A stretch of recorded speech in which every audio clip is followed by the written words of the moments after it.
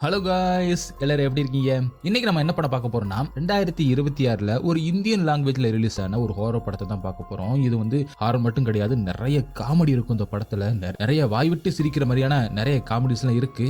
Maximum cover பண்ண try பண்றேன். படத்துல ஹாரர் சீன்ஸுக்கும் பஞ்சம் இல்ல, நிறைய ஹாரர் சீன்ஸ் இருக்கு. அது மட்டும் இல்லாம படம் செம்ம ஜாலியாவும் போகும். ஆரம்பத்துல இருந்து நீங்க கடைசி வர பாருங்க. நம்ம சீக்கிரமாவே இந்த படத்தோட கதைக்குள்ள போயிடலாம். படத்தோட ஓப்பனிங் சீன்ல மங்கள்பூர்ல இருக்கிற ஒரு ரயில்வே ஸ்டேஷனை காட்டுறாங்க. அந்த ரயில்வே ஸ்டேஷனுக்கு மழையில நனைஞ்சபடியே ஒரு 4-5 பேர் வந்திருக்காங்க. ஆக்சுவலா அவங்க ட்ரெயின்ல ஏற வேண்டிய அந்த நேரம் வந்துருச்சு. நடுராத்திரி ஒரு 1 மணிக்கு இப்ப வந்திருக்காங்க. அந்த ட்ரெயின் மிஸ் ஆயிடுச்சு இல்லையா அப்படின்னு சொல்லிட்டு ஸ்டேஷன் மாஸ்டர் கிட்ட போயிட்டு ட்ரெயின் வந்துருச்சா அப்படின்னு கேட்க அவர் நல்லா தூங்கிட்டு இருக்காரு. இவங்க எழுப்புறதை கேட்டு அவர் எந்திரிச்சு, இன்னைக்கு வர்றதுக்கு கொஞ்சம் லேட் ஆகும், மழை பெஞ்சுக்கிட்டு இருக்குல்ல, ட்ரெயின் ட்ராக் எல்லாம் தண்ணியா இருக்கும் அப்படின்னு சொல்லவும் இவங்களும் அப்ப ட்ரெயின் போல அப்படின்னு நினைச்சுக்கிட்டு பக்கத்துல வந்து பார்த்தா அந்த பிளாட்பாரத்திலேயே ஒரு வயசான நபர் நெருப்பு மூட்டி அந்த நெருப்புல குளிர் காஞ்சிக்கிட்டு உட்காந்துக்கிட்டு இருக்காரு. இதை பார்த்த உடனே இவங்க எல்லாருமே அந்த நெருப்பு கிட்ட போயிட்டு நாங்களும் கொஞ்சம் குளிர் காஞ்சிக்கிறோம் அப்படி சொல்லிட்டு அங்கே உட்காந்துக்கிட்டு அந்த பெரியவர்கிட்ட, நாங்க எங்க ஃப்ரெண்ட்ஸோட கல்யாணத்துக்காக டெல்லியில இருந்து வந்திருக்கோம். 1 வருஷத்துக்கு முன்னாடி வர யாருமே இங்க கல்யாணம் பண்ணிக்க மாட்டாங்களா? அப்படி கல்யாணம் நடக்கிற அன்னைக்கு அந்த கல்யாண பொண்ணு காணாம போயிடுமாமே அப்படின்னு கேட்க, அதுக்கு அந்த பெரியவரும் ஆமா அது ஒரு காலகட்டத்தில் நடந்துச்சு பல வருஷத்துக்கு முன்னாடி அப்படின்னு ஒரு கதையை சொல்ல ஆரம்பிக்கிறாரு. அப்படியே கட் பண்ணி ஒரு ரோட்ல ஒரு பஸ் ஒண்ணு போய்கிட்டு இருக்கு. அந்த பஸ் போற அந்த ரோட்ல மரம் விழுந்திருக்கு போல, அதை 2 பேர் வெட்டிக்கிட்டு இருக்காங்க. ஆக்சுவலா இந்த பஸ்ல வரவங்க எல்லாம் கல்யாணத்துக்காக பிளைட்ல ஏறி வேற ஒரு ஊருக்கு போகணும் போல, அதனால வேகமா ஏர்போர்ட்டுக்கு போகணும் தான் வேகமா வந்துகிட்டு இருக்காங்க. வழியிலே இப்படி நடக்கமோ எந்த வழியில போறது அப்படின்னு தெரியாம முழிச்சுக்கிட்டு இருக்கும் போது அப்ப அந்த மரத்தை வெட்டிக்கிட்டு இருந்த 2 பேருமே இன்னொரு வழியை காட்டுறாங்க. அப்ப அந்த டிரைவரும் அந்த வழியில போறதுக்கு ரொம்பவே தயங்குறான். என்னன்னு கேட்டா, இந்த வழியில போகவே கூடாது, அங்க ஆபத்து நிறைஞ்சிருக்கு, இந்த வழியில எந்த ஒரு கல்யாண பொண்ணு போனா கூட கல்யாண பொண்ணு காணாம போயிடுவா அப்படின்னு அந்த டிரைவர் சொன்னாலும், அதெல்லாம் மூட நம்பிக்கையா, எங்களுக்கு பிளைட்டுக்கு நேரமாச்சு, சீக்கிரம் கிளம்பு அப்படின்னு பஸ்ஸ அந்த ரூட்ல விட்டுறாங்க. கொஞ்ச தூரம் போன உடனே டக்குன்னு பஸ் பஞ்சர் ஆயிடுது. அதனால வேற வழி இல்லாம எல்லாருமே இறங்கி கீழே இருக்கும்போது பஸ்ஸ அந்த டிரைவர் சரி பண்ணிக்கிட்டு இருக்காரு. அப்ப கல்யாண பொண்ண ஒரு இடத்துல போய் உட்கார வச்சுட்டு கல்யாண மாப்பிளையும் இன்னொரு இடத்துல இருக்க அங்க எல்லாருமே உட்கார்ந்துகிட்டு இருக்காங்க. அப்ப பாருங்க, இது ஒரு மர்மமான வினோதமான உருவம் ஒண்ணு அங்க நின்றுட்டு இருந்த கல்யாண மாப்பிளைய கொண்டு போட்டுருது. அது மட்டும் இல்லாம அங்க இருக்கிற நிறைய பேரை கொன்னுட்டு கல்யாண பொண்ணையுமே தூக்கிட்டு போயிடுது. அப்படியே சீனும் கட் ஆகுது. அடுத்த சீன்ல ஒரு பெரியவர், அதாவது துஷ்யந்த் மகாராஜா அப்படிங்கிற சொல்லப்படுற ஒரு ஜமீன்தார் மாதிரி ஒருத்தவர் இறந்து போயிருப்பார் போல. அவருக்கு வேண்டப்பட்ட 2 பேரும் நின்று சில விஷயங்களை பேசிக்கிட்டு இருக்காங்க. அவருக்கு கொடூரமான ஏதோ ஒரு வியாதி இருந்ததாகவும், கடைசி இறக்குறதுக்கு 20 நாள் வர அவர் ரூமை விட்டே வெளியில வரலன்னும், கடைசியா 2 நாள் சாப்பிடவே இல்ல, சந்தேகப்பட்டு தான் நானும் உள்ள போய் பார்த்தேன் அப்படின்னு இறந்து போன அந்த பெரியவரோட பாடி கார்டு சொல்லிக்கிட்டு இருக்காரு. அங்கே அந்த ஊரோட மக்கள் எல்லாருமே நின்றுகிட்டு இருக்காங்க. அது மட்டும் இல்லாம இந்த இறந்து போன அந்த பெரியவர், அந்த மகாராஜா ஒவ்வொரு பௌர்ணமிக்கும் அவரோட அரண்மனைக்கு வந்து ஏதோ ஒரு பூஜை மாதிரி பண்ணுவார் அப்படின்னும், அன்னைக்கு தான் அவரை நான் கடைசியா பார்த்தேன் அப்படி சொல்லிட்டு பாபு அப்படிங்கிற அந்த கண்ணாடி போட்ட வயசான நபர் சொல்லிக்கிட்டு இருக்காரு. அது மட்டும் இல்லாம இவரோட சொத்துலாம் யாருக்கு போய் சேர போதோ அப்படின்னு சொல்ல அப்படியே கட் பண்ணி லண்டனை காட்டுறாங்க. லண்டன்ல தான் நம்ம படத்தோட ஹீரோவும் அவரோட அப்பாவும் அவரோட தங்கச்சியும் வாழ்ந்துகிட்டு இருக்காங்க. ஹீரோவோட அப்பா ஒரு ப்ரொஃபசர், ஃபாரினா போயிட்டு நிறைய செமினார் எடுப்பாரு. இன்னொரு பக்கம் ஹீரோவோட தங்கச்சி இப்ப இந்தியாவை சேர்ந்த ஒரு பையனை லவ் பண்ணிக்கிட்டு இருக்காங்க போல. அவங்களுக்கு இப்ப கல்யாணமும் பிக்ஸ் ஆயிருக்கு. அதனால சில சடங்குகளை பண்ணிக்கிட்டு இருக்காங்க. அதுவும் கம்ப்யூட்டர்ல வீடியோ கால் மூலமா பண்ணிக்கிட்டு இருக்காங்க. அது அந்த காலத்துல எப்படி பண்ணுவாங்களோ அந்த மாதிரி. ஏன்னா பல வருஷத்துக்கு முன்னாடி நடந்த கதை இல்ல. ஆனா ஹீரோக்கு இது எதுவுமே சுத்தமா பிடிக்காது. அதனால கடுப்புலயே எல்லாத்தையும் பண்ணிக்கிட்டு இருக்காரு. ஹீரோட அப்பாவுக்கு அதை விட சுத்தம், என்னெல்லாம் எதுக்குடா கூப்பிடுறீங்க இந்த சடங்குக்கு அப்படி மாதிரி தான் இருக்காரு. ஆனா ஹீரோட தங்கச்சி லவ் பண்ற அந்த குடும்பம் ரொம்பவே சடங்கு சம்பிரதாயங்களை ஃபாலோ பண்ற ஒரு ஃபேமிலி. இது எல்லாத்தையுமே அந்த ஃபேமிலியோட சோசியக்காரர் தான் முன்ன நின்று நடத்தி வச்சுக்கிட்டு இருக்காரு. அதுக்கப்புறம் எல்லாருமே உட்காந்து பேசிக்கிட்டு இருக்காங்க. அப்ப ஹீரோவோட தங்கச்சி, அவ லவ் பண்ற பையனோட பேரு ராகுல், அவங்க பாட்டிக்கு தண்ணியை பார்த்தாலே பயம். அதனால இவங்க ஏற்கனவே கல்யாணம் பண்ணணும் அப்படின்னு இந்தியாவில பார்த்து வச்சிருக்கிற அந்த பேலஸ் கிட்ட நிறைய தண்ணி இருக்கவும் அது வேணாம் அப்படின்னு அவங்க சொல்றாங்க போல. அதை எப்படி சொல்றதுன்னு தெரியாம மிண்டு முழுங்கிட்டு இப்ப ஹீரோட தங்கச்சியும் தன்னோட அப்பா கிட்ட சொல்ல அவரும் கோவப்படுறாரு. நான் வேற வழியே இல்லாம தான் உன் காதலுக்கு நான் சம்மதிச்சேன், நீங்க ஏதோ பண்ணுங்க, நான் சிட்னிக்கு நாளைக்கு செமினாருக்கு போக போறேன், 2 பேர் யாராவது கால் பண்ணீங்க அவ்வளவுதான் அப்படி சொல்லிட்டு அங்கிருந்து கிளம்புறாரு. அதே நேரத்துல ஒரு நபர் இவங்க வீட்டை தேடி வந்துகிட்டு இருக்காரு. இன்னொரு பக்கம் ஹீரோவோட அப்பா செமினாருக்கு கிளம்பிக்கிட்டு இருக்கும் போது ஹீரோ நிறைய பேர்கிட்ட கடன் வாங்கி ஒரு கடன்காரனா தான் சுத்திக்கிட்டு இருக்காரு போல. அந்த கடன் எல்லாத்தையுமே அடைக்கணும் அப்படின்னு தன்னோட தங்கச்சி மூலமா தன்னோட அப்பா கிட்ட உதவி கேட்க, ஆனா அவரோ ஹீரோ மேல செம்மையா கோவமா இருக்காரு போல. ஹீரோவை திட்டுற மாதிரி திட்டிட்டு வெளியில வந்ததுக்கு அப்புறம் தன்னோட பொண்ணு கிட்ட, அவனையும் பையன் தான், உன் கல்யாண வேலை எல்லாம் முடியட்டும், முடிச்சதுக்கு அப்புறம் அவனுக்கு நான் ஹெல்ப் பண்றேன் அப்படின்னு நைஸா சொல்லிட்டு, உன் கல்யாண வேலையெல்லாம் முடியட்டும், அது முடிச்சதுக்கு அப்புறம் அவனுக்கு நான் ஹெல்ப் பண்றேன், ஆனா இதை நான் சொன்னேன் அவன்கிட்ட மட்டும் சொன்னேன் அப்படி சொல்லிட்டு அங்கிருந்து கிளம்பி போறாரு. ஆனா ஹீரோட தங்கச்சி அதை ஹீரோ கிட்ட வந்து சொல்லிடுறாங்க, நான் சொன்னேன்னு மட்டும் சொல்லிடாத அப்படின்னு சொல்றாங்க. இப்படி அவங்க பேசிக்கிட்டு இருக்கும் போதே கதவு தட்டுற சத்தம் கேட்குது. அதனால ஹீரோவும் யாராவது கடங்காரந்தா வந்துட்டாங்க அப்படின்னு சொல்லிட்டு யாராவது கேட்டா நான் செத்து போயிட்டேனே சொல்லு அப்படின்னு சொல்லி அனுப்பி வைக்கிறாரு. ஹீரோட தங்கச்சியும் போயிட்டு கதவை திறக்க இவங்க வீட்டை தேடிக்கிட்டு இருந்த அந்த நபர் தான் அங்க வந்து நிக்கிறாரு. அவரும் உள்ள வந்து ஒரு மிகப்பெரிய விஷயத்த சொல்றாரு. அதாவது இந்தியாவுல ஹீரோட தங்கச்சி பேர்ல அவர் தாத்தா ஒரு அரண்மனையை விட்டுட்டு போயிருக்காரு. அது இப்ப உங்களுக்கு சொந்தம் அப்படின்னு டாக்குமெண்ட கொடுக்கிறாரு. அதாவது இப்ப இறந்து போனார் பாத்தீங்களா இந்தியாவுல துஷ்யந்த் மகாராஜா, அவர் தான் இவங்களோட தாத்தா. இதை இவங்களால நம்பவே முடியல. ஏன்னா இவங்க இதுவரை இந்தியாவுக்கு போனதே கிடையாது. அங்க இப்படி ஒரு தாத்தா இருக்கிறதே இவங்களுக்கு தெரியாது. இவங்களுக்கு ஒரே ஆச்சரியம். சரின்னு அவர் அனுப்பி வச்சுட்டு இதை பத்தி தன்னோட அப்பா கிட்ட கேட்கலாம் அப்படின்னு சொல்லிட்டு கால் பண்றாங்க. அவர் இப்ப ஏர்போர்ட்ல இருக்கிறதுனால காலை அட்டன் பண்ண மாட்டாரு.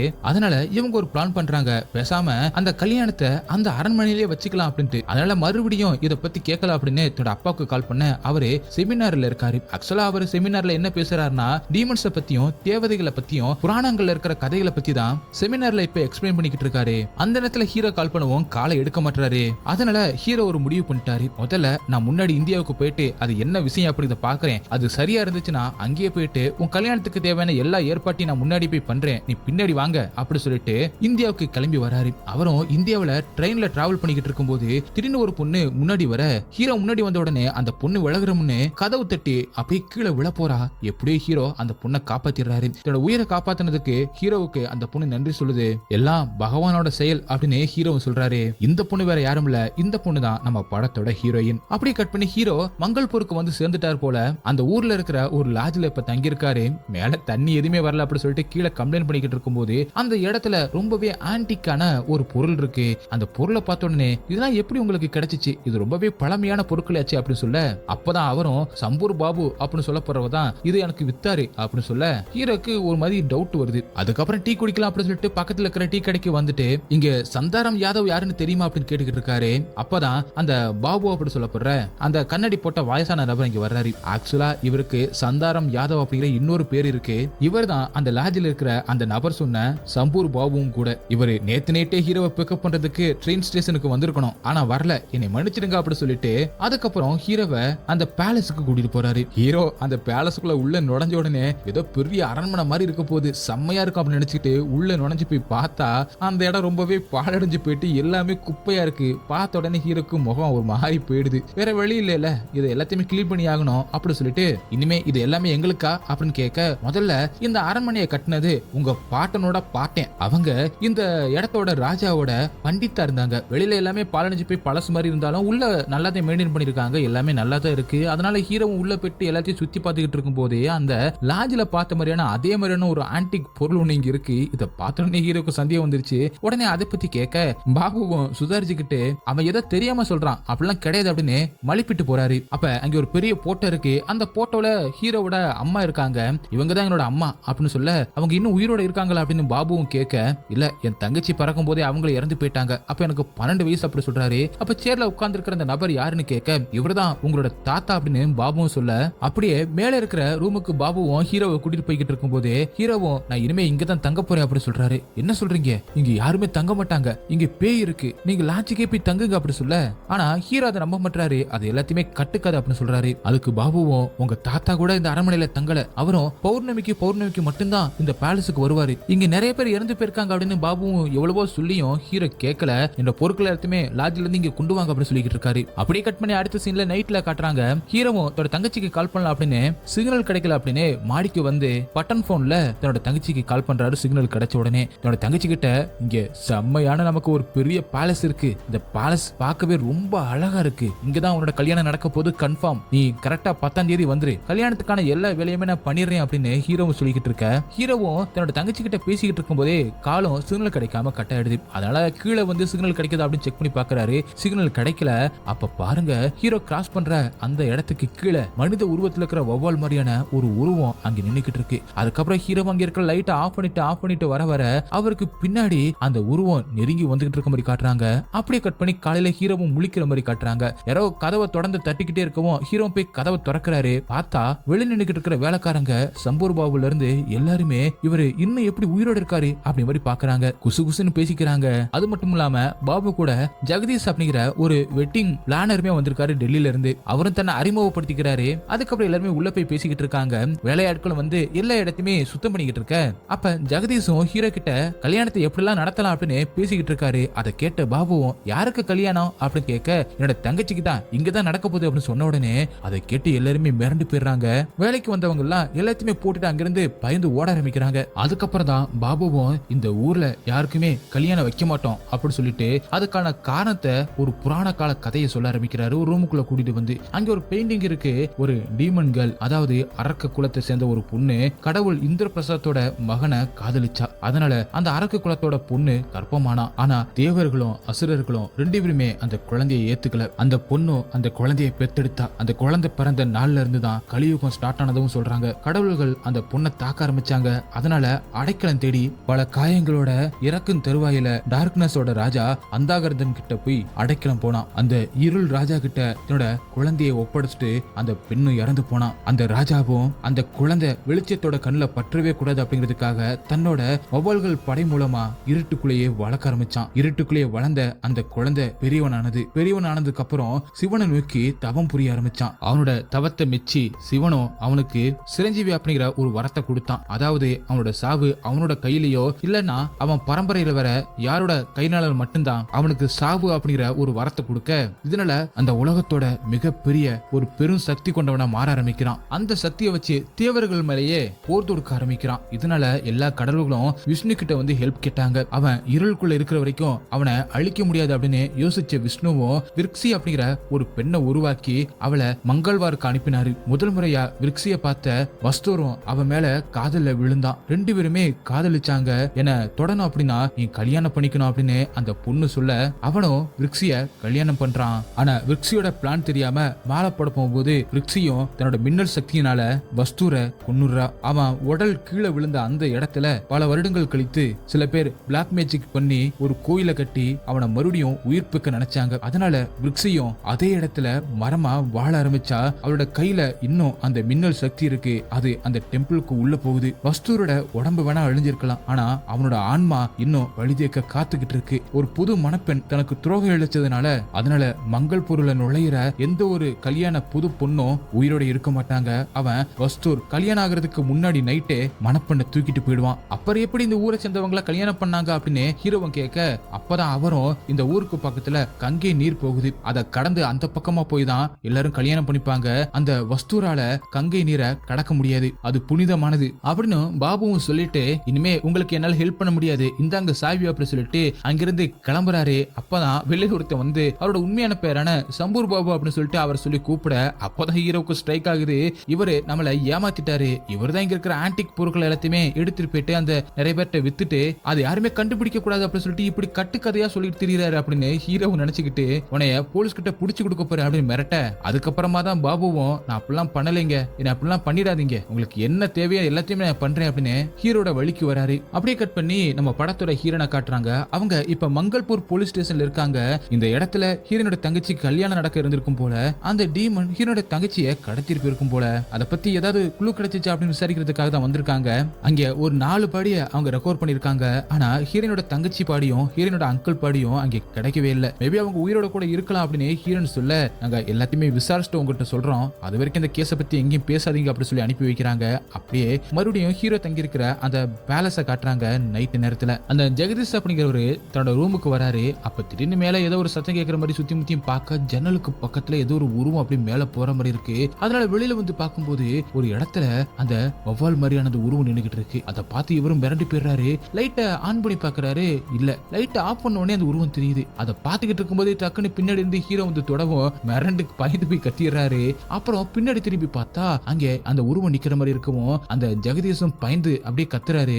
அந்த உருவமும் அப்படி கிட்ட வருது. பார்த்தா அது மனுஷன் தான். அதை பார்த்த ஹீரோவும் அவன் திருட அப்படி நினைச்சுக்கிட்டு திருடன் கத்த, அப்புறமா தான் தெரியுது அது ஜெகதீஷோட மருமக அப்படின்னு. இவன் ஒரு எலக்ட்ரீசியன். நாங்க வெளியில வந்து நின்னுகிட்டு கதவை தட்டி தட்டி பார்த்தோம், எல்லா ஜன்னலையும் தட்டி பார்த்துட்டு எதுவுமே இல்ல, ஒரே ஒரு ஜன்னல் திறந்திருக்கும், நான் உள்ள வந்தேன் அப்படி சொல்றான். அது மட்டும் இல்லாம வெளியில நிறைய பேர் வேலைக்கு வந்திருக்காங்க, அவங்க எல்லாம் குளிர்ல உறைஞ்சு போறாங்க, போய் கூட்டிட்டு வாங்க அப்படி சொல்றாரு. ஆனா ஜெகதீஷோட மருமகன் அவனை இனிமே எலக்ட்ரீசியன் சொல்லிக்கலாம். எலக்ட்ரீசியனும் ஹீரோவை பார்த்து, உங்களை பார்த்தாலும் முதலாளி மாதிரி தெரியலையா அப்படி சொல்ல, நான் தான் இந்த பேலஸோட முதலாளி, இந்த பேலஸோட ராஜா அப்படின்னு இப்படி ரெண்டு பேருக்குள்ளேயும் முட்டிக்குது. அங்க சமைக்கிறதுக்காக ஒரு பொண்ணுமே வந்திருக்காங்க அந்த வேலைக்காரங்க கூட. அவங்க எல்லாத்தையும் அறிமுகப்படுத்ததுக்கு அப்புறம், இங்க நிறைய ரூம் இருக்கு, எல்லாரும் போய் தங்கிக்கங்க, ஆனா இவனை பார்த்தாதான் எனக்கு சரியில்லை, இவனை பார்த்தா ஒரு பொம்பளை பிடிக்க மாதிரி இருக்கான் அப்படின்னு ஜெகதீஷோட மருமகனை பார்த்து சொல்லிட்டு அங்கிருந்து கிளம்புறாரு. அடுத்த நாளும் அதே மாதிரி எலக்ட்ரீசியன் அவன் கண்ணுக்கு தப்பாவே தெரியறாரு ஹீரோவுக்கு. அப்படி ஒரு சம்பவம் அங்க ஒண்ணு நடக்குது.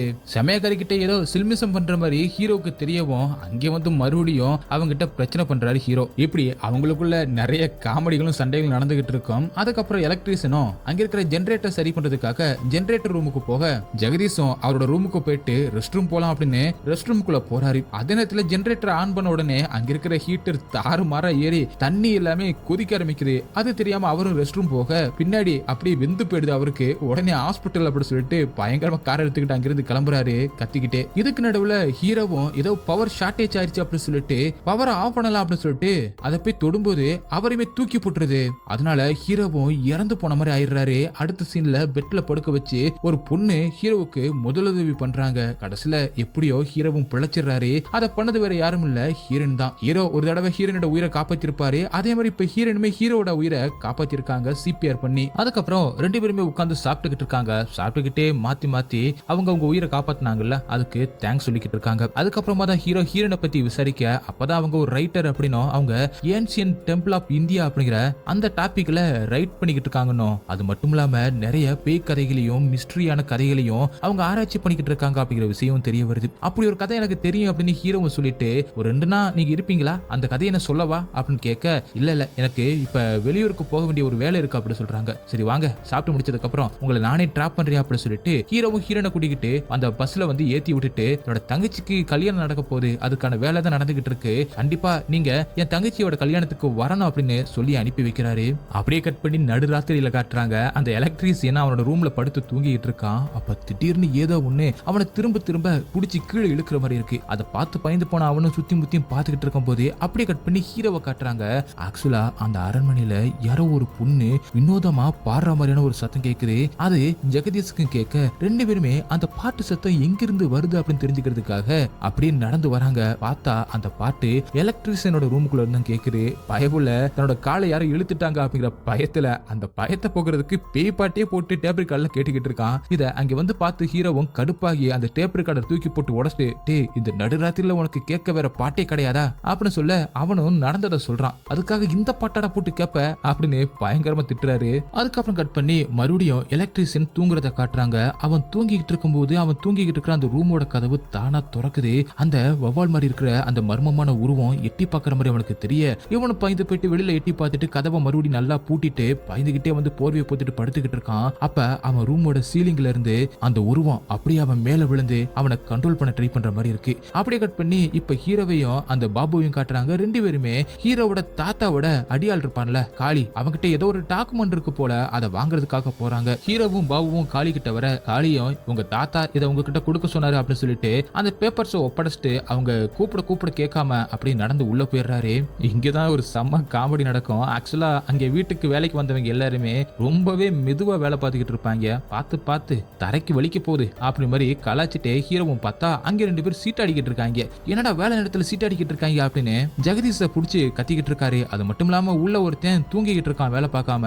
இது எல்லாமே செம்ம காமெடியா போய்கிட்டு இருக்கும். ஆனா ரியலாவே என்ன நடக்குதுன்னா அங்க சில வேலைக்காரங்க எல்லாம் இருக்காங்க. ஆனா அது ஹீரோவோட கண்ணுக்கு மட்டும்தான் தெரியற வேலைக்காரங்க.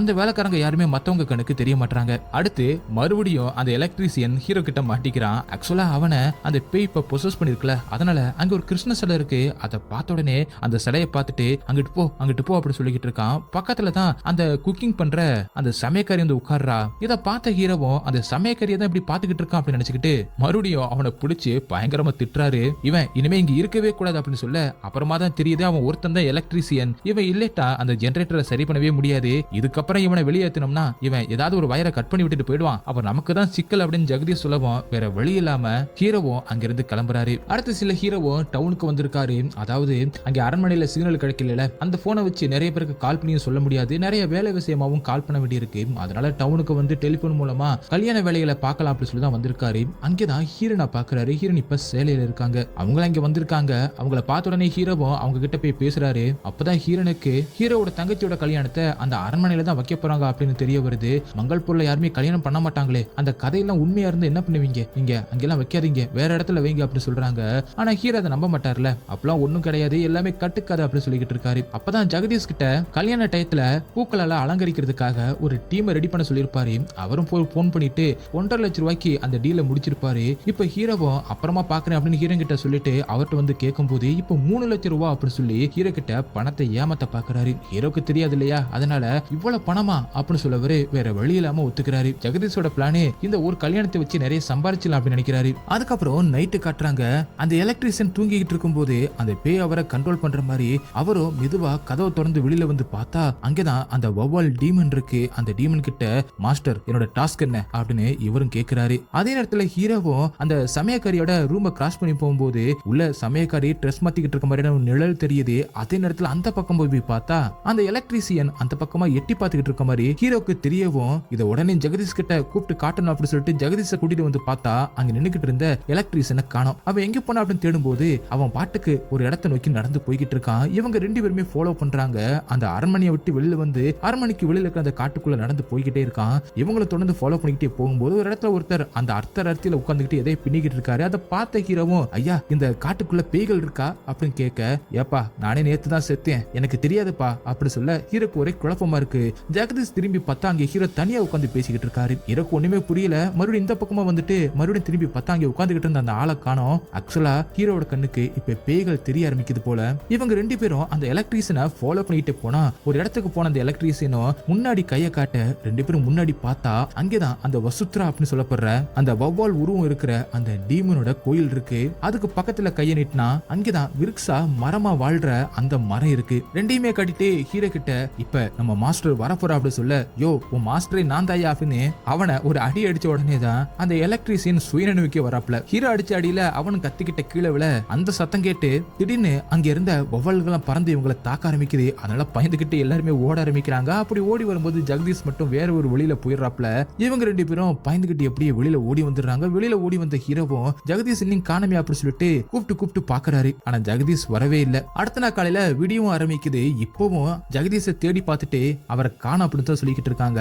உன்னை எதுக்கு அந்த காட்டுக்குள்ள போக சொன்னா, அந்த டெம்பிளை பத்தி உனக்கு யார் சொன்னது அப்படின்னு ஹீரோவும் எலக்ட்ரீஷியன் கிட்ட கேட்க, நான் நேத்து நைட்டு என் ரூம்ல படுத்தது, அதுக்கப்புறம் உங்க 2 பேருக்கு முன்னாடியே முழிச்சது மட்டும்தான் ஞாபகம் இருக்கு, அதுக்கு நடுவில் நடந்தது எதுவுமே ஞாபகம் இல்ல அப்படின்னு சொல்லிக்கிட்டு இருக்கான். அதை எதையுமே ஹீரோ நம்புற மாதிரி தெரியல. அதே நேரத்துல கால் வர சமயக்காரிய காலை அட்டன் பண்ண சொல்லிட்டு அது மட்டும் இல்லாம இந்த வீட்டுல பேய் இருக்கு அப்படின்னு சொல்லிட்டு அங்க வந்து வேலை பார்க்குற எல்லார்கிட்டயுமே பாபுவும் சொல்லி வச்சிருக்காரு, கொஞ்சம் கேர்ஃபுல்லா இருக்கு அப்படின்னு. இது எல்லாமே அந்த ஆளோட வேலையா தான் இருக்கும். இந்த கல்யாணத்தை எப்படியாவது நிப்பாட்டணும் அப்படின்னு அந்த வேலை பார்த்துக்கிட்டு இருக்கான். அதனாலதான் இப்படி நடக்குது அப்படின்னு ஹீரோ நினைக்கிறாரு. அப்ப ஜெகதீஷ் போலீஸ் கஸ்டடியில இருக்காரு அப்படிங்கிற விஷயம் இவருக்கு தெரிய வருது. எப்படி அங்கே போனாருன்னு இவங்களுக்கு தெரியல. எப்படி அவங்க பேசிக்கிட்டு இருக்கும் போதே அங்க அந்த பாபுவும் ஓடி வந்து ஜெகதீஷை காணாமே, கண்டிப்பா வதுசூர் தான் தூக்கிட்டு போயிருக்கணும், இதுக்கப்புறம் ஒவ்வொருத்தர தூக்கிட்டு போக போகுது அப்படின்னு சொல்லிக்கிட்டு இருக்க. அதை கேட்ட உடனே ஹீரோக்கு காண்டாயிடுது. உடனே கோவத்துல வாள் எடுத்து அவரை கொல்ல போற மாதிரி விரட்ட பாபுவும் ஒரு பக்கம் ஓடிக்கிட்டு இருக்காரு. இன்னொரு பக்கம் போலீஸ் ஸ்டேஷன்ல இருந்து ஜெகதீஷை கூட்டிட்டு வந்து அங்கே விட தன்னோட மருமகனை பார்த்த உடனே கடுப்பாகி எலக்ட்ரீஷியனை துரத்த இப்படி 2 பக்கம் மாத்தி துரத்திக்கிட்டு இருக்காங்க. செம்ம காமெடியா போய்கிட்டு இருக்கும் இந்த சீனு. பெரிய ஒரு கலோபரமே நடக்கும். அந்த கலோபரத்துல இறுதியில பாபுவை இனிமே நீங்க வரவே கூடாது, வந்தா கொன்னுருவேன் அப்படின்னு சொல்லிட்டு ஹீரோவை விரட்டி விட இன்னொரு பக்கம் ஹீரோ பாபு மேல எரியணும்னு நினைச்சுக்கிட்டு ஒரு செம்ப தூக்கி போட்டிருப்பாரு. அது நேரா ஜெகதீஷோட மண்டையில போய் விட ஜெகதீஷ் வச்சிருந்த டோப்பா கீழே விட அடையாளம் தெரியாம ஹீரோவும் யாரையா இது நடுவுல படுத்திருக்குது அப்படின்னு ஒரு அடியை போட அதுக்கப்புறமா தான் அது ஜெகதீஷ் அப்படின்னு தெரிய வருது. அடுத்த சீன்ல ஹீரோவும் இப்ப ஹீரோனை மீட் பண்ணி அந்த கோவிலை பார்த்த அந்த விஷயத்தை பத்தி சொல்ல அவங்க ரொம்பவே ஆச்சரியமாயிடுறாங்க. எனக்கு அந்த கோவிலை காட்டுறீங்களா அப்படின்னு கேட்க, அது அந்த காட்டுக்கு ரொம்பவே நடுவுல இருக்கு, அங்க பேட்ஸ்ல இருக்கா அப்படின்னு ஹீரோன் கேட்க, ஆமா ஜக்கு கத்துன கத்துல எல்லா பேட்ஸுமே எங்களை துரத்துச்சு அப்படின்னு சொல்றாரு. அப்ப கண்டிப்பா அந்த கதையும் உண்மையா தான் இருக்கும், உங்க தங்கச்சியோட கல்யாணத்தை இங்க வைக்காதீங்க அப்படின்னு ஹீரோன் சொல்ல, அப்பெல்லாம் ஒண்ணும் இல்ல, இந்த பேய் கதைக்காக எல்லா சுத்தியுமே விட்டுட்டா போக சொல்றீங்க அப்படின்னு பேசிக்கிட்டு இருக்கும் போது, அப்ப நானும் ஒரு பேயா இருந்தா அப்படின்னு காமெடியா ஹீரோனு கேட்க, அடுத்த ஹீரோவுக்கு ஹீரோனை பிடிச்சு போகவும் உடனே ஹீரோவும் ப்ரொபோஸ் பண்றாரு. அப்ப ஹீரோயினோ, அப்ப நம்ம கல்யாணம் நடக்கும் போது இங்க இருக்கிற கதைப்படி என்னையுமே அந்த பேய் தூக்கிட்டு போயிருச்சுனா அப்படின்னு கேட்க, அப்பெல்லாம் ஒண்ணும் இல்ல, எல்லாமே கட்டுக்கதை, என்னோட தங்கச்சியோட கல்யாணத்தை நடத்தி வைக்கிறேன் பாரு அப்படி சொல்ல, அப்படி நீங்க உங்க தங்கச்சியோட கல்யாணத்தை நல்லபடியா நடத்தி வச்சிட்டீங்கன்னா அதுக்கப்புறம் என்னோட விருப்பத்தை நான் தெரிவிக்கிறேன் அப்படின்னு ஹீரோயின் சொல்ல, அப்படியே ஒரு காதல் பாட்டுமே போகுது. அந்த பாட்டோட இறுதியில ஹீரோவும் ஹீரோனை கூட்டிக்கிட்டு அந்த காட்டுக்கு நடுவில் இருக்கிற அந்த கோவிலை வந்து காட்டுறாரு. அங்க இருக்கிற விருக்ஷினி மரத்தையும் அந்த கோயிலை பார்த்த ஹீரோனும் ஆச்சரியமா பார்த்துட்டு, அப்ப அந்த கோயிலுக்கு பக்கத்துல குகை மாதிரி ஒண்ணு இருக்கு, அந்த குகை எல்லாத்தையுமே விழுதுகள் மூடி இருக்கு, அதுக்குள்ள போய் பார்த்துட்டு உள்ள ஏதோ இருக்கிற மாதிரி தெரியுது அப்படின்னு சொல்ல ஹீரோவும் வந்து அதை எட்டி பார்த்துக்கிட்டு இருக்காரு. அப்படி அவங்க 2 பேரும் பார்த்துக்கிட்டு இருக்கும்போது திடீர்னு உள்ள இருந்து வௌவால்களா வெளியில வர ஆரம்பிக்குது.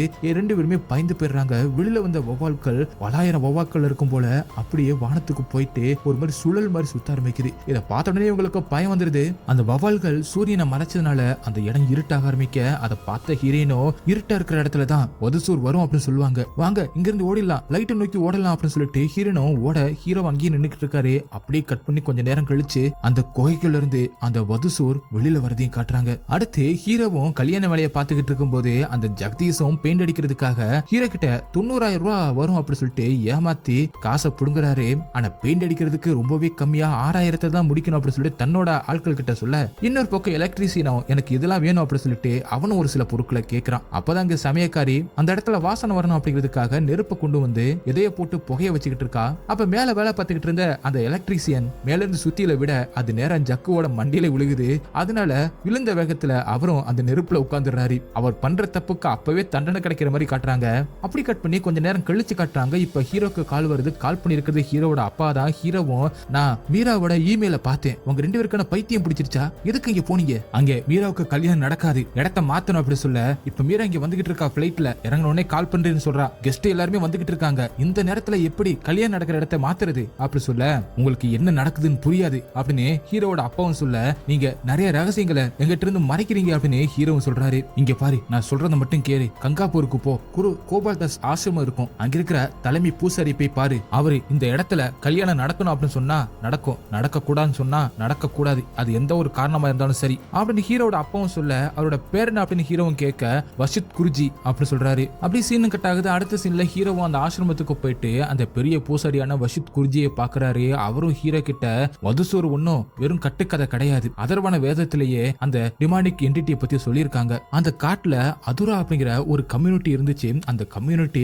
13 மன பெண்களை கொன்று அவங்களோட ரத்தத்து மூலமா அந்த வதுசூரை மறுபடியும் உயிரோட கொண்டு வர ட்ரை பண்ணாங்க. அவங்கள தடுக்கிறதுக்காக அந்த டைம்ல ராஜாவா இருந்த பிருத்திவிராஜ் உங்க தாத்தாவான மந்திர தந்திரங்கள் தெரிஞ்ச யோகேந்திர ஆச்சாரிய கிட்ட சொல்ல, அவரும் தன்னோட மந்திர தந்திரங்களை வச்சு அதுரா கம்யூனிட்டியை ஸ்டாப் பண்ணாரு. ஆனா இது எல்லாமே பல வருஷத்துக்கு முன்னாடி நடந்தது. கடைசியா உங்களோட தாத்தாவை இங்க நான் சந்திக்கும் போது அந்த வதுசூர் மறுபடியும் உயிரோட வரதுக்கு எந்த ஒரு வாய்ப்பும் கிடையாது, அதனால மங்கள்பூர்ல கல்யாணம் பண்ணல அப்படின்னு சொன்னாரு. ஆக்சுவலா இந்த எக்லிப்ஸ் முடிஞ்சதுக்கு அப்புறமா தான் நான் உங்க பேலஸ்க்கே வர முடியும், அதுக்கு முன்னாடி என்னோட சிசியனான இவனை நான் உங்க பேலஸுக்கு அனுப்புறேன், இவர் உங்க பேலஸுக்கு வந்து அங்க ஏதாவது தீய சக்தி இருக்கா, அதுக்கான அறிகுறி கிடைக்குதா அப்படின்னு பாத்துட்டு வருவாரு அப்படி சொல்லி அவங்கள அனுப்ப, இப்ப அந்த பூசாரியோட சிசியனோ ஹீரோ கூட அங்கே வந்து சில எக்யூப்மெண்ட்ஸ் எல்லாம் வச்சு அங்க ஏதாவது தீய சக்தி இருக்கா இல்லையா அப்படின்னு செக் பண்ணிக்கிட்டு இருக்கும்போது அங்க ஒரு பூசார ஒண்ணு பூட்டி இருக்கும்ல, அந்த பூசாரிக்கான சாவி கூட இருக்காதே, அந்த அறையை நோக்கி அந்த கருவி திரும்புது. இதுக்கு முன்னாடி அங்க இருக்கிற சமயக்காரி கிட்ட இந்த வீட்டோட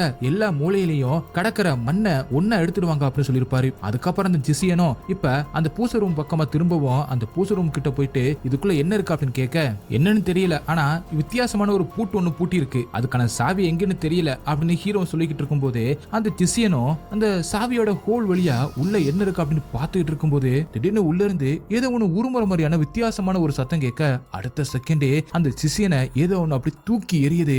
அவனும் பறந்து வந்து விழுகிறான். அதை பார்த்த உடனே இங்க ஏதோ மிகப்பெரிய பிரச்சனை இருக்கு அப்படின்னு புரிஞ்சுக்கிட்டு அந்த சிசியனோ அந்த மண்ணை எடுத்துக்கிட்டு, நான் இப்பவே குருஜியை போய் பார்த்தாகணும், இந்த வீட்டுல எந்த ஒரு இருட்டுமே இருக்க கூடாது, எல்லா இடத்துலயுமே லைட் எரிஞ்சுக்கிட்டே இருக்கணும், முக்கியமா அந்த பூஜைக்கு முன்னாடி ஒரு லைட் எரியணும், எல்லா ரூமோட கதவுக்கு முன்னாடியும் ஒரு லைட்டை வச்சிருங்க, காலையில வர அந்த லைட் எரிஞ்சுக்கிட்டே இருக்கணும், நான் இருட்டுறதுக்குள்ள கங்காப்பூருக்கு போயாகணும், என்னை டிராப் பண்ணுங்க அப்படின்னு ஹீரோ கிட்ட சொல்ல, வேகமா ஹீரோவும் கார்ல அவரை டிராப் பண்ணக்கு போய்கிட்டு இருக்காரு. அப்போ ஒரு இடத்துல ஒவ்வால் மாதிரியான ஒரு உருவம் இருக்கிற ஒரு கம்பை வச்சுக்கிட்டு வினோதமான ஒரு மனுஷன் உட்கார்ந்துகிட்டு இருக்கான். அவன் சூரியனை நோக்கி வினோதமா ஏதோ பண்ணிக்கிட்டு இருக்க, அடுத்த செகண்டே அந்த இடமே இருட்டாக ஆரம்பிக்குது. ஒரு கரும் புகை ஒண்ணு அவங்கள துரத்திக்கிட்டே வர அவங்கள அங்கிருந்து போக விடாம எல்லா மரங்களும் கரண்ட் கம்பம் எல்லாமே சாயுது. அதனால அதுக்கு மேல அவங்களால போக முடியல. அப்ப அந்த சிசினோ பக்கத்துல ஏதாவது கோயில் இருக்கா அப்படின்னு கேட்க, பக்கத்துல ஒரு சிவன் கோயில் இருக்கு அப்படின்னு ஹீரோவும் சொல்லவும் 2 பேரும் அந்த மண் எடுத்துக்கிட்டு வேகமா ஓட ஆரம்பிக்கிறாங்க. அவங்கள அங்க போக விடாம எல்லா வகையிலையும் தடுக்க ஆரம்பிக்குது அந்த டீமன் சக்தி. ஹீரோவும் அந்த சிசியனை காப்பாத்தி கூட்டிட்டு போக ஒரு இடத்துல இரும்பு கூரை ஒண்ணு இருக்கும்.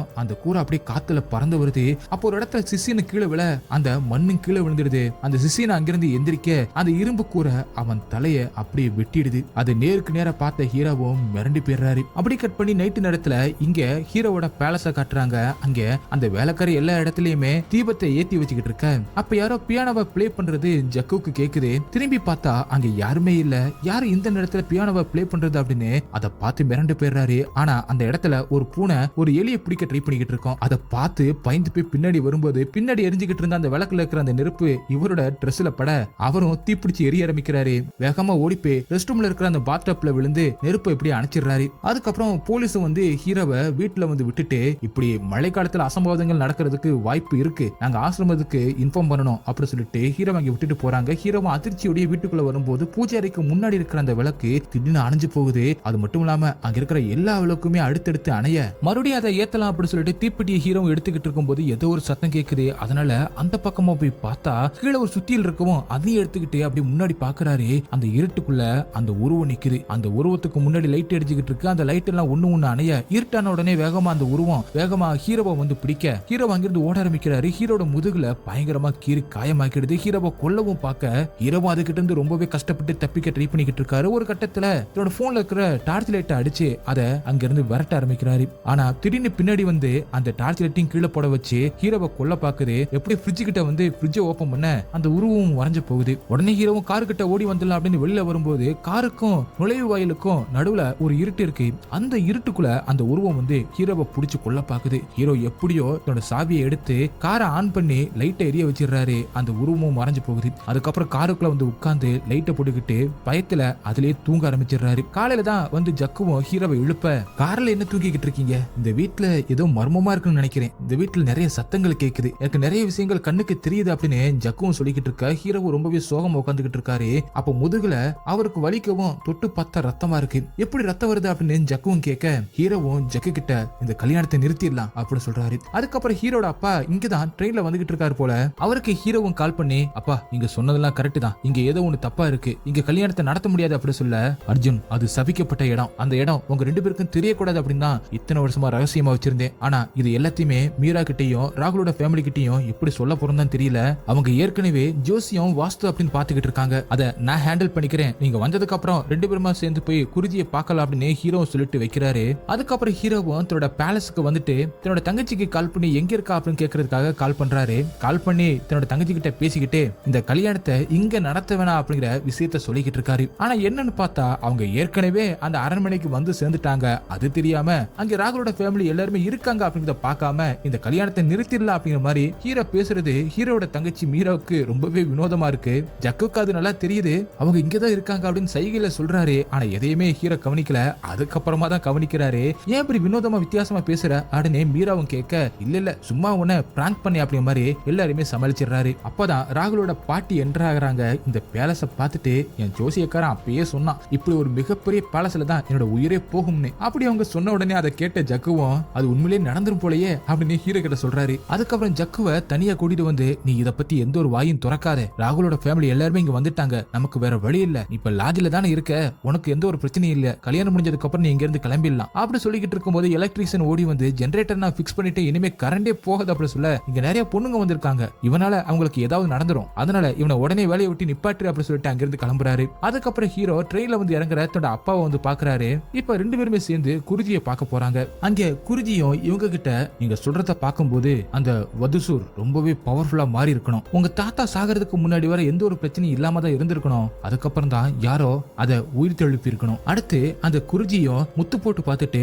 அந்த கல்யாணம் அங்கதான் நடக்கணும்னா ஒரே ஒரு வழிதான் இருக்கு, கல்யாண டைமை மாத்தணும், மதியம் 12 மணிக்கு கல்யாணத்தை வைக்கணும், கல்யாணம் முடிஞ்ச கையோட இருட்டுறதுக்குள்ள கங்கா நதி நீரை மாப்பிளையும் பொண்ணும் கடந்தாகணும், இந்த விஷயம் வேற யாருக்குமே தெரியக்கூடாது, குறிப்பா மாப்பிள்ளை வீட்டுக்கு, இல்லைனா இந்த குடும்பத்துக்கு இருக்கிற அந்த சாபம் அவங்களுக்கு தெரிஞ்சு போயிடும், அதுக்கு முன்னாடி அந்த பூஜை அறையோட சாவியை கண்டுபிடிங்க. அதுக்கப்புறம் ஹீரோவும் ஹீரோட அப்பாவும் அங்கிருந்து கிளம்புனதுக்கு அப்புறம் அந்த குருஜி ஒரே ஒரு குரூப் ஆஃப் முத்தம் மட்டும் க்ளோஸ் பண்ணி வச்சிருக்காரு. சிசியனோ ஏன் அதை மட்டும் க்ளோஸ் பண்ணி வச்சிருக்கீங்க அப்படின்னு கேட்க, அப்பதான் அவர் இன்னொரு விஷயத்த சொல்றாரு, இதுவரை 12 மணப்பெண்களை இதுவரை பலி கொடுத்திருக்காங்க, இனி ஒரே ஒரு மணப்பெண்ணை மட்டும் பலி கொடுத்துட்டா அந்த வதுசுரை மறுபடியும் உயிர் தள்ள வச்சிடலாம், அதுக்கான டைம் கரெக்டா இதுதான் தெரியுது, என்ன நடக்க போகுதுன்னு தெரியல அப்படின்னு குருஜியும் சொல்ல, அதுக்கப்புறம் நைட்டு நேரத்துல ஹீரோவும் அந்த காளியோட வீட்டுக்கு வந்துட்டு காளி கிட்ட அந்த பூஜை ரூமோட சாவி எங்க அப்படி சொல்லி ஹீரோவும் கேட்க, ரெண்டு பேருக்குமே தகராறு நடக்க ஆரம்பிக்குது, பயங்கரமான சண்டை நடக்குது, மாத்தி மாத்தி அடிச்சுக்கிறாங்க. ஒரு கட்டத்துல ஹீரோவும் காளி மேல எதையை தூக்கி போட போக அப்ப டக்குன்னு அந்த பொருளை ஒரு குண்டு வந்து தொலைக்குது. என்னன்னு பார்த்தா இருட்டுக்குள்ள யாரோ நின்னு ஹீரோவை ஷூட் பண்ண எய்ம் பண்ணிக்கிட்டு இருக்காங்க. அந்த சத்தக்கிட்ட அங்கே வந்த ஹீரோவோட அப்பா அங்க நிக்கிறது யாருன்னு பார்த்து மிரண்டு போயிடுறாரு. அது ஹீரோவோட தாத்தா தான். அவரை பார்த்த ஹீரோவோட அப்பா அப்பான்னு கூப்பிடாம மாஸ்டர் அப்படின்னு கூப்பிடுறாரு. நீங்க இன்னும் சாகலையா, எதுக்கு செத்த மாதிரி நாடகம் போட்டீங்க அப்படின்னு அவரும் ஹீரோவோட தாத்தா கிட்ட கேட்க, எனக்கு என் பையனோட உயிர் தான் முக்கியம், மறுபடியும் உங்களுக்கு டைம் கொடுக்க மாட்டேன், உடனே இங்க இருந்து கிளம்புங்க அப்படி சொல்றாரு. ஹீரோக்கு ஒண்ணுமே புரியல, என்னது அவரோட பையனா அப்படின்னு சொல்லி கேட்க, அர்ஜுன் இங்க இருக்க வேணாம், வா கிளம்பலாம் அப்படி சொல்லிட்டு ஹீரோட அப்பா அர்ஜுனை அங்க இருந்து கூட்டிட்டு வந்துடுறாரு. அதுக்கடுத்து வீட்டுக்கு வந்ததுக்கு அப்புறம் குருஜியும் ஹீரோட அப்பா கிட்ட அர்ஜுன் கிட்ட என்கிட்ட நீங்க சொன்ன உண்மை எல்லாத்தையுமே சொல்லுங்க, அப்பதான் எல்லாமே தெளிவாகும் அப்படி சொல்ல, அப்பதான் ஹீரோட அப்பா அர்ஜுன் கிட்ட எல்லா உண்மையும் சொல்ல ஆரம்பிக்கிறாரு. நான் உன்னோட உண்மையான அப்பா கிடையாது அப்படின்னு. அப்படி ஒரு பிளாஷ்பேக் போகுது. பல வருஷங்களுக்கு முன்னாடி ஹீரோட இப்போட அப்பாவான வாசுதேவும் ஹீரோட உண்மையான அப்பாவும் ஹீரோட தாத்தா கிட்ட மந்திரங்களை படிச்சுக்கிட்டு இருந்திருக்காங்க. அங்கேதான் ஹீரோவோட அம்மாவும் அந்த ஆசிரமத்துல தங்கி சின்ன பசங்களுக்கு டான்ஸ் சொல்லி கொடுத்துட்டு இருந்திருக்காங்க. வாசுதேவும் ஹீரோவோட அம்மாவும் ரெண்டு பேருமே நண்பர்களா பழக ஆரம்பிச்சு கொஞ்சம் கொஞ்சமா காதலர்களா மாறுறாங்க. அதே மாதிரி ஹீரோவோட அப்பாவும் ஹீரோவோட அம்மாவை ஒரு பக்கம் காதலிக்க ஆரம்பிக்கிறாரு. வாசுதேவ் ஹீரோவோட தாத்தா சொல்லி கொடுக்கிற எல்லா மந்திரங்களையும் கரெக்டா உச்சரிக்கும் போது ஹீரோவோட உண்மையான அப்பா ஹீரோவோட அம்மாவை பார்த்துக்கிட்டே அதை சரியா உச்சரிக்காம இருக்கவும் ஹீரோட தாத்தா அவரை திட்டுறாங்க. அதை பார்த்து ஹீரோட அம்மாவும் சிரிக்கிறாங்க. இதனால தனக்கு அவமானம் ஆயி போயிடுச்சு அப்படின்னு சொல்லிட்டு ஹீரோட அப்பாவும் நினைக்கிறாரு. ஹீரோட தாத்தா எதுக்காக மந்திரங்களை சரியா உச்சரிக்கணும் அப்படிங்கறத காட்டுறதுக்காக அவரோட பூஜை ரூமுக்கு கூட்டிட்டு போறாரு. அங்க அந்த வதுசூர் அப்படிங்கிற அந்த டீமனை வெளியில வரக்கூடாது அப்படிங்கிறதுக்காக, மறுபடியும் உயிர் தெள்ள வைக்க கூடாது அப்படிங்கிறதுக்காக, அதை தடுக்கிறதுக்காகவே ஸ்பெஷலா மந்திரங்களை ஒழிக்கக்கூடிய ஒரு இயந்திரங்களை ஏற்கனவே ரெடி பண்ணிருக்காங்க போல. அதை காலங்காலமா அங்க வச்சு அவங்க மெயின்டைன் பண்ணிட்டு வராங்க. அந்த மந்திரங்களை தொடர்ந்து பிளே பண்ணி விடணும். அந்த வதுசூர் அப்படின்னு சொல்ல போற அந்த தீய சக்தியை மறுபடியும் உயிர் தெள்ள வைக்கணும்னா அந்த மந்திரங்கள் அனைத்தையுமே ரிவர்ஸ்ல சொல்லணும் அப்படின்னு ஹீரோவோட தாத்தாவும் அதை சொல்லிட்டு அதை ஃபார்வர்ட்ல பிளே பண்ணியும் காட்டுறாரு. அது மட்டும் இல்லாம 36,000 பௌர்ணமி முடிஞ்சதுக்கு அப்புறம் அந்த வதுசூரால மறுபடியும் உயிர் தெள்ள வைக்கவே முடியாது. இன்னும் 2 பௌர்ணமி தான் மிச்சம் இருக்கு. அதை மட்டும் நம்ம கடந்துட்டோம்னா இந்த டீமனால மறுபடியும் திரும்பி வரவே முடியாது அப்படின்னு ஹீரோவோட தாத்தாவும் சொல்ல, அப்படியே கட் பண்ணி வாசுதேவும் ஹீரோவோட அம்மாவும் தங்களோட காதல்களை வெளிப்படுத்திக்கிறாங்க. கல்யாணம் பண்ணிக்கவும் முடிவெடுக்கிறாங்க. அதுக்கப்புறம் எல்லாரும் முன்னாடியும் டான்ஸ் நிகழ்ச்சி ஒண்ணு நடக்குது. அதுல ஹீரோவோட அப்பாவும் ஹீரோட அம்மாவும் தான் ஆடிக்கிட்டு இருக்காங்க. கிளைமேக்ஸ்ல ஹீரோட அம்மா டான்ஸ் ஆடி முடிக்கும் போது கீழே விழுவாங்க. வாசுதேவ் போயிட்டு இப்படியோ பிடிச்சுக்கிறாரு. அதனால ஹீரோவோட அம்மாவும் ரொம்பவே உணர்ச்சி வசப்படுறாங்க. இதை பார்த்த ஹீரோட அப்பாவுக்கு இடியே விழுந்த மாதிரி இருக்கு.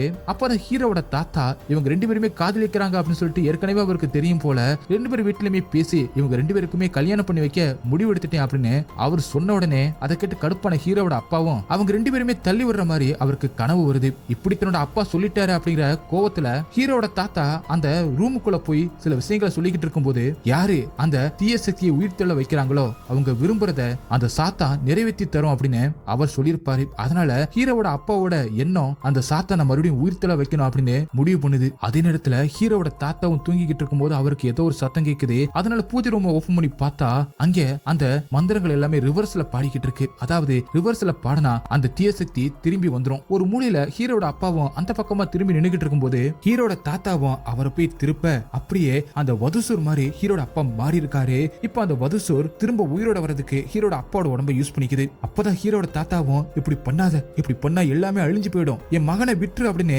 அந்த தீய சக்தியில கேட்க, அப்ப ஹீரோட அப்பா எனக்கு அவ வேணும், அதனாலதான் இப்படி பண்ணேன், இத பண்ணா என்னோட விருப்பத்தை இது நிறைவேற்றும் அப்படின்னு அவரும் சொல்றாரு. உன் விருப்பத்தை நான் நிறைவேற்றுறேன், இந்த மாதிரி பண்ணாத அப்படின்னு ஹீரோட தாத்தாவும் சொல்ல அப்படியே கட் பண்றாங்க. அடுத்த சீன்ல ஹீரோட தாத்தா வாசுதேவ் கிட்ட என்னோட பையன் அவ மேல உயிரே வச்சிருக்கான், எனக்காக குருதட்சணையா அவளை விட்டுட்டு போயிரு அப்படி மாதிரி கேட்க, குருதட்சணையா கேட்டதுனால வேற வழி இல்லாம வாசுதேவம் விட்டுட்டு போறதுக்கு முடிவு பண்றாரு. அதனால தான் தப்பானவே அப்படி மாதிரி ஹீரோட அம்மா கிட்ட காட்டிட்டு அவங்களோட மனசை உடைச்சிட்டு அங்கிருந்து கிளம்பலாம் அப்படின்னு ட்ரை பண்றாரு. இதனால ஹீரோவோட அம்மாவும் ரொம்பவே மனசு உடைஞ்சு போய் அழுதுகிட்டு இருக்கும்போது ஹீரோட தாத்தா அங்க வந்து என்னாச்சு அப்படின்னு விசாரிக்கிறாரு. அப்படியே உங்க அப்பா ரொம்பவே உடம்பு சரியில்லாம இருக்காரு, உன்னோட கல்யாணத்தை பார்க்க தான் உயிரோடவே இருக்காரு, இதெல்லாத்தையுமே நீ சரி பண்ணணும்னா என்னோட பையனை கல்யாணம் பண்ணிக்க அப்படின்னு அவரும் சொல்ல, வேற வழி இல்லாம ஹீரோட அம்மா ஹீரோவோட அப்பாவை கல்யாணம் பண்ணிக்கிறாங்க. அன்னைக்கு நைட்டு திடீர்னு ஹீரோவோட அம்மாவுக்கு ஏதோ வினோதமான சத்தம் கேட்க அவங்களும் ஹீரோட தாத்தாவோட அந்த பூஜை ரூமுக்கு வந்து பார்த்தா அங்க ஹீரோவோட அப்பா அப்படியே வதுசூர் மாதிரி மாறி இருக்காரு. ஒரு தீய சக்தி டீமன் மாதிரி மாறி இருக்காரு. அந்த டீமனுக்கு முன்னாடி ஹீரோவோட தாத்தா உட்கார்ந்து கெஞ்சிக்கிட்டு இருக்காரு, என் பையனை விட்டுரு அப்படின்னு. அதே நேரத்துல வாசுதேவம் ஹீரோட அம்மா தனக்கு போட்ட அந்த ரிங்க தூக்கி போட்டுட்டு போடலாம் அப்படின்னு தூக்கி போடும்போது அந்த டீமனை பார்த்து பயந்து போன ஹீரோவோட அம்மா அங்கிருந்து வேகமா ஓடி வராங்க. வெளியில இருக்கிற வாசுதேவ கட்டி பிடிச்சு என்னை காப்பாத்துங்க அப்படி சொல்ல, அந்த சிச்சுவேஷனை புரிஞ்சுக்கிட்ட வாசுதேவம் ஹீரோட அம்மாவை அங்கிருந்து கூட்டிட்டு போயிருக்காரு. அதுல இருந்து வதுசூரா மாறி இருக்கிறது ஹீரோவோட அப்பா தான். அதுக்கப்புறம் ஹீரோட அம்மாவை வெளிநாட்டுக்கு கூட்டிட்டு போய் அவரு கூட வாழ்ந்திருக்காரு. கொஞ்ச நாள் கழிச்சு ஹீரோட அம்மா கர்ப்பமா இருக்காங்க அப்படின்னு தெரிய வருது. அது ஹீரோட அப்பாவுக்கு பிறந்த அர்ஜுன் தான். இது எல்லாத்தையுமே ரொம்பவே ஃபீல் பண்ணி ஹீரோட அப்பாவும் இப்போதைக்கு இருக்கிற அப்பாவும் சொல்ல, நீங்க என்னை வளர்த்தவரா இருந்தாலும் எனக்கு எப்பவுமே அப்பா நீங்க தான் அப்படின்னு ஹீரோவும் ரொம்பவே ஃபீல் பண்ணி கட்டிப்பிடிக்கிறாரு. வாசுதேவம் அதை பார்த்து ரொம்பவே எமோஷனல் ஆயிடுறாரு. இங்க நடக்கிற எல்லாத்தையுமே பிளான் பண்ணி நடத்துறது துஷ்யன் குருஜியான உன்னோட தாத்தா தான். 36,000 பௌர்ணமிக்கு அப்புறம் அந்த வதுசூரை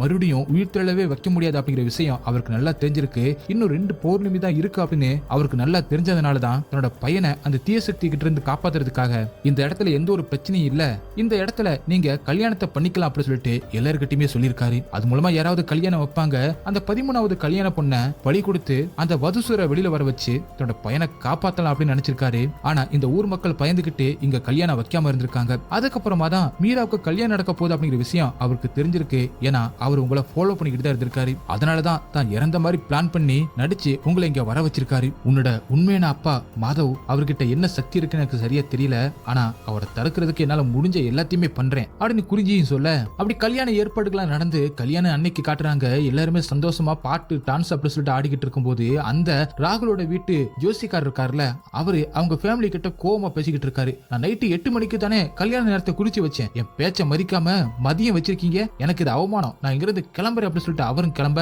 ஹீரோட வீட்டாளுங்களை வந்து எவ்வளவோ சொல்லி அவரை சமாதானப்படுத்த ட்ரை பண்றாங்க. அவர் சமாதானம் ஆகவே இல்ல. குறிஞ்சி தான் இந்த மாதிரி டைமை மாத்த சொன்னாரு, அதுபடியே பண்ணுவோம் அப்படி சொன்னாலும் அவருக்கு என்ன தெரியும், அவருக்கு ஜோசியர் தெரியுமா இல்ல கிரகங்களோட நிலை தெரியுமா, மாப்பிள்ள பொண்ணோட ஜாதகப்படிதான் இந்த நேரத்தை நான் குறிச்சு கொடுத்தேன் அப்படின்னு பயங்கரமா பேசிக்கிட்டு இருக்காரு. இதனால கோவப்பட்ட ஹீரோவோட அப்பாவும் அப்ப இந்த கல்யாணம் நடக்காது, எல்லாரும் கிளம்புங்க அப்படி சொல்ல ராகுலோட ஃபேமிலியும் கோவப்பட்டு நம்ம எல்லாருமே இங்க இருந்து கிளம்பலாம் அப்படி சொல்லிட்டு கிளம்புறாங்க.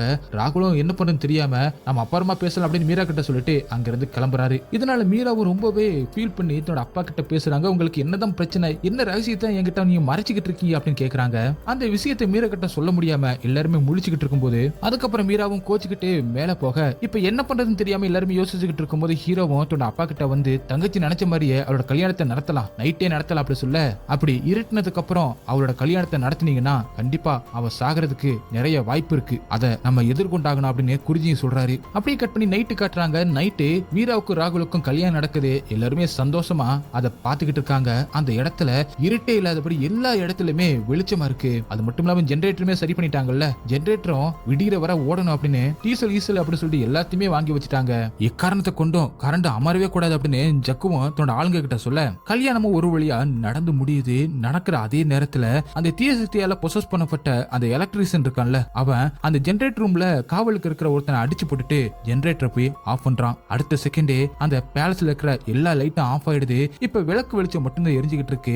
உடனே ஜன்னல் திறந்து காத்தடிக்க அதுவுமே மொத்தமா அணைஞ்சு போகுது. எல்லாருமே அதனால பதட்டமாக ஆரம்பிக்கிறாங்க. ஹீரோ ஏற்கனவே ஒரு பிளான் பண்ணி வச்சிருக்காரு போல. அதனால தங்கச்சியை கூட்டிட்டு வந்து ஒரு ரூம்ல உள்ள வந்து உட்கார வச்சு அங்க இருக்கிற சார்ஜ் லைட்டை ஆன் பண்ணி இந்த லைட் வெளிச்சத்துல மட்டும்தான் நீ இருக்கணும், எந்த ஒரு இருட்டான பிளேஸுக்கு போயிடக்கூடாது, கதவை நான் மூடிட்டு போவேன், யாரும் வந்து தட்டினாலும் நீ கதவை திறக்க கூடாது, என் சத்தம் கேட்டதுக்கு அப்புறமா தான் நீ கதவை திறக்கணும் அப்படின்னு சொல்ல என்ன நடக்குதுன்னு புரியாம தங்கச்சியும் கேட்க எந்த ஒரு பதிலும் சொல்லாம ஒரு சார்ஜ் லைட்டை ஆன் பண்ணி வச்சுட்டு இன்னொரு சார்ஜ் லைட்டை எடுத்துக்கிட்டு கதவை லாக் பண்ணிட்டு கீழே வராரு. அங்க இருக்கிற மாப்பிள்ளை வீட்டுக்காரங்க எல்லாத்திட்டுமே கரண்ட் வர்றதுக்கு கொஞ்சம் நேரம் ஆகும், அதுவரை ஏதாவது பிரச்சனை ஆயிரும், அதுவரை இந்த இருட்டுக்குள்ள உங்களால இருக்க முடியாது, அதனால மாப்பிள்ளை வீட்டுக்காரங்க எல்லாருமே அவங்க ரூம்ல போய் இருங்க, கரண்ட் வந்ததுக்கு அப்புறம் வெளியில வரலாம் அப்படி சொல்ல எல்லாருமே அங்கிருந்து கலைஞ்சு போறாங்க. ஹீரோவும் இப்ப ஜெகதீஷ் கிட்ட எல்லா ரூமுக்கு முன்னாடியும் ஒரு ஆளை போடுங்க, யாருமே வெளியில வந்துடக்கூடாது அப்படின்னு சொல்லிக்கிட்டு இருக்காரு. அதே நேரத்துல அந்த ரூமுக்குள்ள இருக்கிற ஹீரோவோட தங்கச்சி மீராவுக்கு ஏதோ ஒரு சத்தம் கேக்குது. அதனால சுத்தி முத்தி பாத்துக்கிட்டு இருக்காங்க.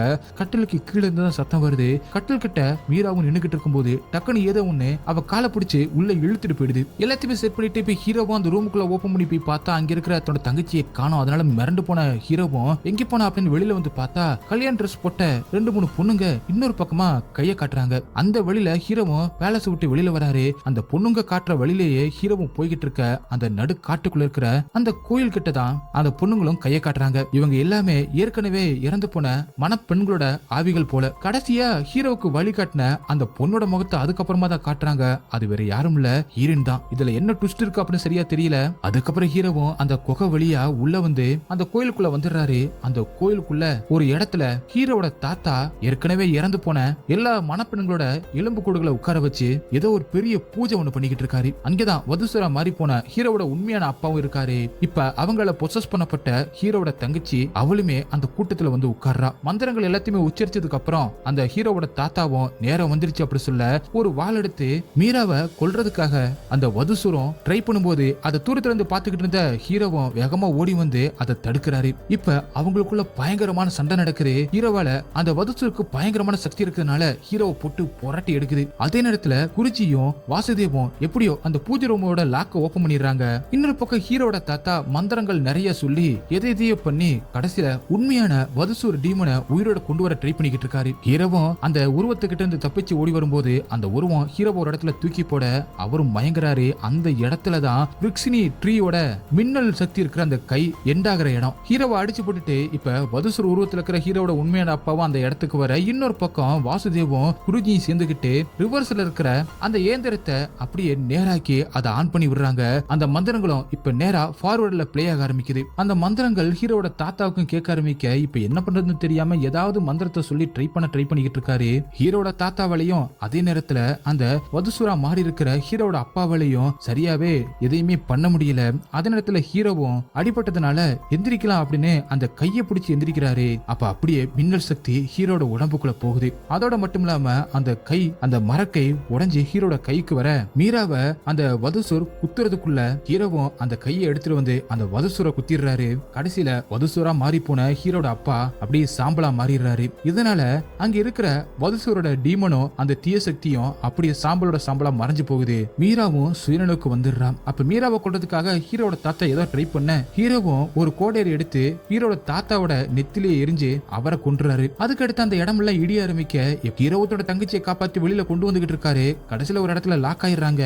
அப்ப மேல ஒரு பெரிய ஓட்டை ஒண்ணு உருவாகுது. அந்த ஓட்டை ஹீரோட தாத்தாவோட பூஜை ரூம்ல இருந்து உருவாகுது. அங்கேதான் வாசுதேவும் குருஜி நின்னுக்கிட்டு இருக்காங்க. இவங்களை பார்த்து கூப்பிட இவங்களும் அந்த வழியில எப்படியே வெளியில வந்துடுறாங்க. கடைசியில எல்லாமே நல்லபடியா முடிஞ்சதுக்கு அப்புறம் ஹீரோ தன்னோட தங்கச்சிய ராகுலோட ஃபேமிலி கூட அனுப்பி வைக்கிறாரு. இதுக்கு நடுவுல ஜக்குவும் மறுபடியும் ஹீரோவை கூப்பிட என்கிட்ட ஒண்ணுமே இல்ல அப்படி மாதிரி பாக்கெட்டை காட்டின உடனே அப்படியா அப்படின்னு சொல்லிட்டு மறுபடியும் ஜக்குவும் திரும்பி போயிடுறாரு. எல்லாரும் கிளம்புறதுக்கு முன்னாடி ஹீரோவும் அந்த ஜோசியக்காரர் இருக்காருல்ல அவருக்கு ஏதோ போனஸ் கொடுக்குறேன் அப்படின்னு சொல்லிட்டு வீட்டுக்குள்ள கூட்டிட்டு போயிட்டு பலார்னு அறைய விட்டு வெளியில இதை பத்தி ஏதாவது சொன்ன அவ்வளவுதான், இல்லைன்னா உன்னை கொன்றுவேன், எனக்கு கல்யாணம் முடிஞ்சிருச்சு, எனக்கு எதை பத்தியும் கவலை இல்லை அப்படின்னு மிரட்டுறாரு. வெளியில வரும்போது சிரிச்சுக்கிட்டே வரணும் அப்படின்னு சொல்லிட்டு ஜோசியக்காரனை சிரிக்க வச்சே கூட்டிட்டு வராரு. எல்லாரும் போனதுக்கு அப்புறம் அங்கே ஹீரோயின் வராங்க. ஹீரோயினும் ஹீரோ கிட்ட அப்பதான் இன்னொரு உண்மையை சொல்றாங்க. நான் ரைட்டர் தான் கிடையாது, இங்கதான் கல்யாணம் பொண்ணான என்னோட தங்கச்சியுமே காணாம போனா, அவளை பத்தி ஏதாவது தகவல் கிடைக்கும் அப்படின்னு சொல்லிட்டு தான் இங்க தேடியே வந்தேன் அப்படின்னு சொல்ல, அதுக்கப்புறம் ஹீரோ நீ சொன்ன மாதிரி அந்த கோயிலையும் உனக்கு காட்டினேன், அதே மாதிரி என்னோட தங்கச்சியுமே நல்லபடியா கல்யாணம் பண்ணி எல்லாத்தையுமே சரியா முடிச்சிட்டேன், இப்போ உன்னோட பதில சொல்ல அப்படி சொல்ல என்ன பதில் அப்படின்னு ஹீரோயின் கேக்குறாங்க. ஏற்கனவே நான் உன்கிட்ட ப்ரொபோஸ் பண்ணனே அப்படி சொல்ல, எப்போ ப்ரொபோஸ் பண்ணீங்க, அப்படி எதுவுமே நடக்கவே இல்லை, உண்மையை சொல்ல போனா என்னோட தங்கச்சியை தேடி தான் இங்க வந்தேன் அப்படின்னு நாங்க ரெண்டு பேரும் ட்வின்ஸ் அப்படின்னு போட்டவ காட்ட ரெண்டு பேருமே ஒரே மாதிரி இருக்காங்க, உங்களுக்கு கல்யாணம் ஆகலைன்னா கண்டிப்பா என்னோட ஆசை என்ன அப்படின்னு உங்களுக்கு நான் சொல்லுவேன், அதுவரை கீப் இன் டச் அப்படின்னு சொல்லிட்டு ஹீரோயின் அங்கிருந்து கிளம்புறாங்க. அப்பதான் ஹீரோக்கு ஸ்ட்ரைக் ஆகுது. வேகமா போயிட்டு ஹீரோவும் ஹீரோயினும் பாட்டு பாடி காட்டுக்குள்ள நிறைய சுத்தி இருந்திருப்பாங்கல்ல, அப்ப கேமராவில ரெக்கார்ட் பண்ணிருப்பாரு. அதை எடுத்து ஓபன் பண்ணி பார்த்தா அதுல ஹீரோ மட்டும் தான் இருக்காரு, அங்க ஹீரோயின் இல்ல. இதை வச்சு பார்த்தா ஹீரோ கூட இருந்தது ஹீரோயினோட தங்கச்சி போல. அத ஆச்சரியமா ஹீரோவும் பாத்துக்கிட்டு இருக்கும் போதுதான் அவருக்கு பேய்கள்லாம் கண்ணுக்கு தெரியுது அப்படிங்கிற விஷயம் அவருக்கு புரிய வருது. அப்படி கட் பண்ணி இப்ப பர்சனலா காட்டுறாங்க. அங்க ட்ரெயின் வரவும் இந்த கதை எல்லாத்தையுமே கேட்டுக்கிட்டு இருந்த அந்த பசங்க நாங்க கிளம்புறோம், எல்லா விஷயம் புரிஞ்சிருச்சு, அர்ஜுனுக்கு எப்படி பேய்களை பார்க்கக்கூடிய சக்தி கிடைச்சிச்சு அப்படி சொல்ல, ஒரு நாள் அர்ஜுனுக்கு ஷாக் அடிச்சிருக்கும்ல, அப்ப செத்து பிழைச்சிருப்பாரு, இப்படி செத்து பிழைச்சவங்களுக்கு இப்படி ஒரு சக்தி சில நேரத்துல கிடைக்கும் அப்படின்னு அந்த பெரியவர் சொல்ல, அதுக்கப்புறம் அர்ஜுன் திரும்ப லண்டனுக்கு போகல. அவனோட உண்மையான அப்பாவோட ஆன்மா சாந்தி அடையணும் அப்படிங்கிறதுக்காக வருஷம் ஒரு மகனா பூஜை பண்ணி தன்னோட கடமையை செஞ்சுக்கிட்டு இருக்கான் கடந்த 24 வருஷமா அப்படின்னு அந்த பெரியவர் சொல்லவும், அப்ப அதுல ஒருத்தன் ஐயா இதெல்லாம் உண்மையா இல்ல நீங்க சொல்றதுமே கட்டுக்கதையா அப்படின்னு சொல்ல, நீங்க நம்புறது எல்லாமே உண்மைதான் அப்படின்னு அந்த பெரியவர் சொல்லவும், ட்ரெயின் வரவும் அவனுங்களும் அங்கிருந்து கிளம்புறாங்க. அப்பதான் அந்த பெரியவரோட முகத்தை காட்டுறாங்க. அது வேற யாரும் இல்ல அர்ஜுன் தான். அப்படியே கட் பண்ணி படத்தை முடிக்கிறாங்க. ஓகே காய்ஸ், இந்த படம் உங்களுக்கு எந்த அளவுக்கு பிடிச்சிருந்துச்சு அப்படி சொல்லிட்டு கமெண்ட்ல சொல்லுங்க. உங்களுக்கு இந்த வீடியோ பிடிச்சிருந்துச்சுன்னா உடனே ஒரு லைக்கை தட்டி விட்டு மறந்துடாம உங்க ஃப்ரெண்ட்ஸ்க்கு ஷேர் பண்ணுங்க. அப்படி நம்ம சேனல் சப்ஸ்கிரைப் பண்ண மறந்துடாதீங்க. நெக்ஸ்ட் வீடியோல மீட் பண்ணலாம். Bye guys.